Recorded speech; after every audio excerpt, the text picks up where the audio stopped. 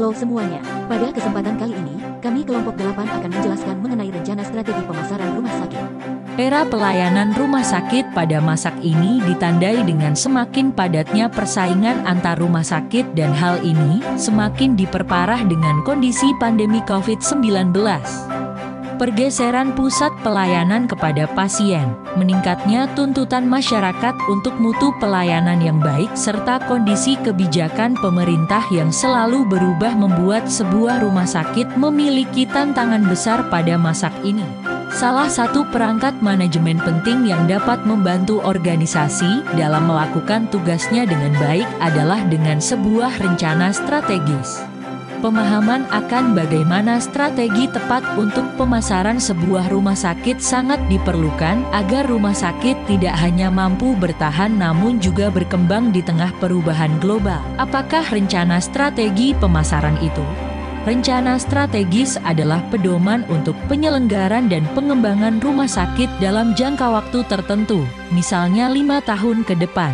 Sedangkan marketing atau pemasaran adalah proses yang digunakan untuk meregulasi produk atau layanan apa yang dapat menjadi daya tarik bagi pelanggan, sehingga dapat disimpulkan, rencana strategis pemasaran adalah strategi perencanaan untuk bersaing dengan kompetisi dan memastikan kebertahanan dan pertumbuhan jangka panjang. Rencana strategis pemasaran merupakan alat yang digunakan oleh organisasi untuk mencapai tujuannya. Terdapat 4 pertanyaan yang harus dijawab dalam proses perencanaan. 1. Di mana kita saat ini? 2.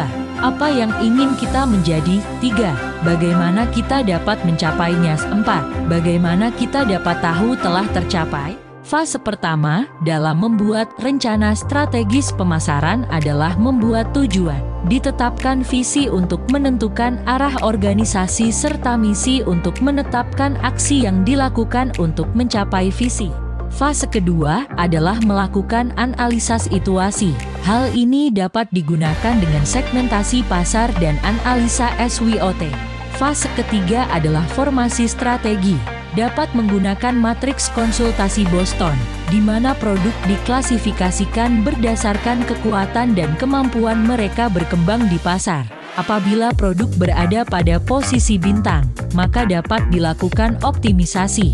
Apabila anjing, lakukan minimalisasi atau lepaskan.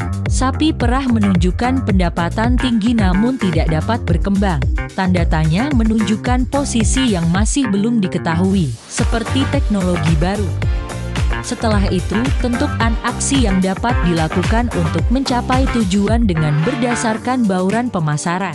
Fase keempat adalah alokasi sumber daya dan implementasi menjalankan strategi berdasarkan biaya dan sumber daya. Kemudian melakukan pemantauan dengan melihat peningkatan turnover, pengiklanan atau impresi dari pelanggan, dan analisa finansial.